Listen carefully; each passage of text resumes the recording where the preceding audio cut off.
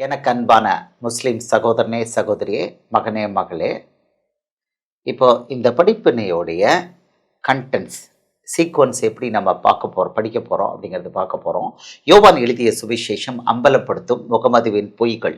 இயேசுவுக்கு அன்பான சீஷன் யோவான் எழுதிய சுவிசேஷ புத்தகம் வழியாக இயேசு வெளிப்படுத்தியுள்ள சிறப்பான பரலோக ரகசியங்கள். இவை முகமது ஒரு உலக மகா பொய்யன் என்பதை காட்டி கொடுக்கிறது. இதுதான் நம்ம படிக்கிற டைட்டில், இந்த சாப்டரோட டைட்டில். இதில் நம்ம கீழ்கண்ட வரிசையில் ஆய்வு பண்ண போகிறோம். கண்டென்ட்ஸ் எப்படி, எந்த சீக்வன்ஸில் இதை படிக்க போகிறோம். இதுதான் லாஸ்ட் சாப்டர். அதாவது இந்த பர்டிகுலர் 12ல் இதை லாஸ்ட் சாப்டர். யோவான் எழுதின சுவிசேஷத்தில் குரானை பற்றி என்ன இருக்குது, முகமது பற்றி என்ன இருக்குது, முகமதும் குரானும் பொய்ன்னு என்ன இருக்குங்கிறதா இதை படிக்கணும். இந்த பர்டிகுலர் 12th லெசனில் இது கடைசி லெசன். ஆனால் இந்த லெசனே பல பகுதிகளாக பிரிக்கணும், ஏன்னா அவ்வளோ டெப்த் இருக்குது. இந்த படிப்பினை கீழ்கண்ட வரிசையில் நாம் ஆய்வு செய்யவிருக்கிறோம். 1. உலகத்தின் அதிபதி என்ற சாத்தான் என்ற அல்லாஹ் குறித்து யோவான் எழுதிய சுவிசேஷத்தில் இயேசு கூறியுள்ள தீர்க்க தரிசன வசனங்கள். இதன் ஆவிக்குரிய அர்த்தம் என்ன? யோவான் எழுதிய சுவிசேஷத்தில் சாத்தான் என்ற பிசாசை குறித்து இயேசு தந்துள்ள வெளிப்பாடுகள். இஸ்லாமின் இறைவன் அல்லாஹ் என்பது சாத்தான் என்பதற்கான அத்தாட்சிகள். Mystery of Satan. இஸ்லாமை உருவாக்கிய கள்ள தீர்க்கதரிசி முகமது குறித்து இயேசு கூறியுள்ள தீர்க்க தரிசனம் என்ன? யோவான்ல வேறொருவன் தன் சுய நாமத்திலே வந்தால் அவனை ஏற்றுக்கொள்வீர்கள் என்று யோவான் 5:43 இயேசு முகமது என்ற கள்ள தீர்க்கதரிசி வருகிறார், தன்னை மேசியா என பொய் சொல்லி உங்களை ஏமாற்ற வருகிறார் என 600 வருடங்களுக்கு முன்னரே யோவான் எழுதிய சுவிசேஷம் வழியாக இயேசு எச்சரித்துள்ளார். அது அப்படியே நிறைவேறியுள்ளது. 4. யூதர்களின் கோத்திரப்பிதா ஆபிரகாம் குறித்து யோவான் எழுதிய சுவிசேஷத்தில் வெளியாகியுள்ள ரகசியம். ஆபிரகாம் ஒரு முஸ்லீம் அரபியர் என 500 வருடங்கள் கழித்து குரானில் கூறியுள்ள முகமது ஒரு மெகா பொய்யர் என்பதை இதன் மூலம் யோவான் எழுதிய சுவிசேஷம் அம்பலப்படுத்துகிறது. பைபிளில் எழுதப்பட்டுள்ள ஆபிரகாமுக்கு இப்ராஹிம் என பெயர் கொடுத்து அவன் ஒரு முஸ்லீம் எனவும் அவனுடைய பைபிள் வரலாறு ஒரு முஸ்லீம் வரலாறு எனவும் முகமது குரானில் பொய் கூறியுள்ளார். இவனது பெயரில் சூரா 14 இப்ராஹிம் என ஒரு அதிகாரத்தை எழுதி மொத்தம் 114 சூறாக்கள் 70க்கும் மேற்பட்ட குரான் வசனங்களில் இவனது பெயரை குறிப்பிட்டு இவனது மார்க்கம் என்பது இஸ்லாம் என்றும் இப்ராஹிமின் மார்க்கத்தையே நாம் பின்பற்றுவோம் எனவும் முகமது குரானில் பொய் கூறியுள்ளார். ஆனால் முகமது பிறப்பதற்கு 500 வருடங்களுக்கு முன்னரே எழுதப்பட்ட யோவான் எழுதிய சுவிசேஷம் ஆபிரகாம் குறித்த உண்மை ரகசியங்களை வெளிப்படுத்தி முகமது உலக மகா பொய்யர் என்பதை அம்பலப்படுத்தியுள்ளது. யாரு அவனுக்கு ஓனர்னு காதில் பார்த்துடலாம்.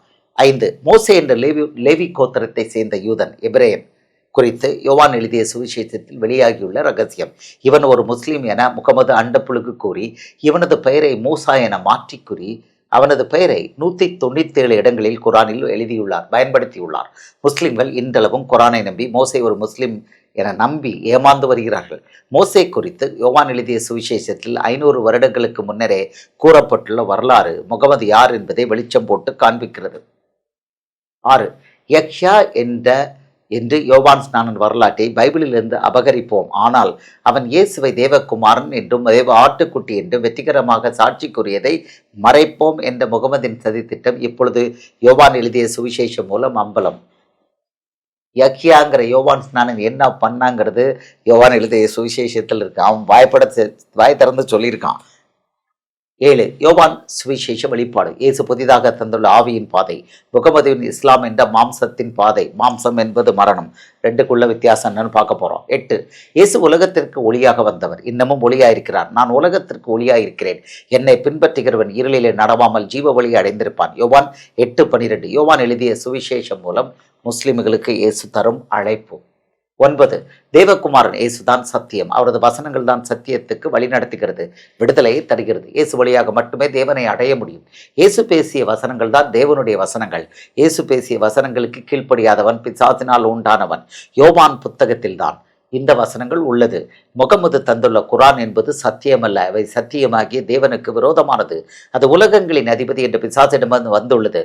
முஸ்லிம் ஜனங்களை குரானின் வசனங்கள் நரகத்துக்கு வழிநடத்துகிறது. 10. இயேசுவை ஏற்றுக்கொள்கிறவர்கள் தேவனுடைய பிள்ளைகள். இதற்கான அதிகாரத்தை இயேசு யோவான் எழுதிய சுவிசேஷம் வழியாக கொடுத்துள்ளார். இதற்கு பெயர் புத்திர சுவிகாரம். இப்படி அவரை ஏற்றுக்கொள்கிறவர்களுக்கு இயேசு தமது பரலோக வல்லமைகளை கொடுக்கிறார். முகமது தேவனுக்கு பிள்ளை பெற முடியாது என கூறி முஸ்லிம்கள் இந்த ஸ்லாக்கியத்தையும் வல்லமைகளையும் பெறவிடாமல் தடுத்து ஏமாற்றியுள்ளார்.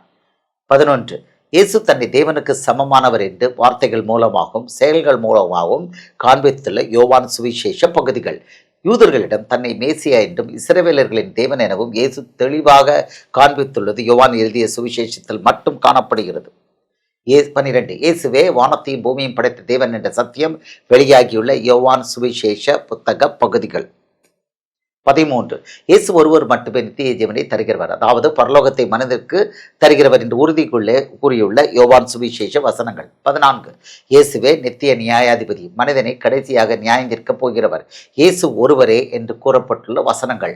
நியாய தீர்ப்பு குறித்த கூடுதல் வசனங்கள் யோவான் எழுதிய சுவிசேஷத்தில் உள்ளது.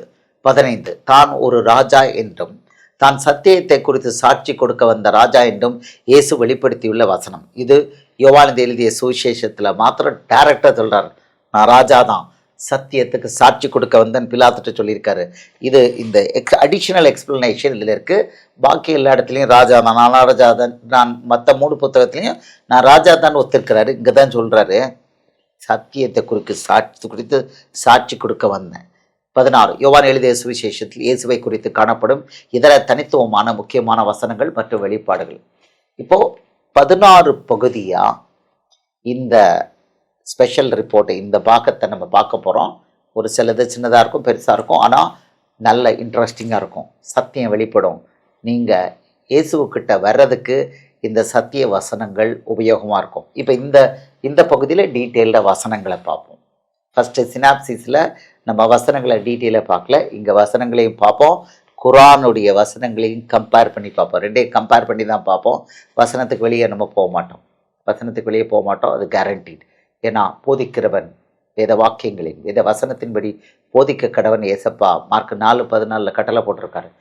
இயேசுடைய வசனம், பைபிள் வசனம், குரான் வசனம் கம்பேர் பண்ணுறோம். குரான் நிறைய பழைய ஏற்பாட்டிலேருந்து எடுத்திருக்கனால பழைய ஏற்பாட்டு வசனங்கள் யாரை பற்றி எடுத்திருக்காங்களோ அந்த வசனங்கள் அங்கிருந்து எடுத்து ஒரிஜினல் வசனங்களை காண்பிப்போம்.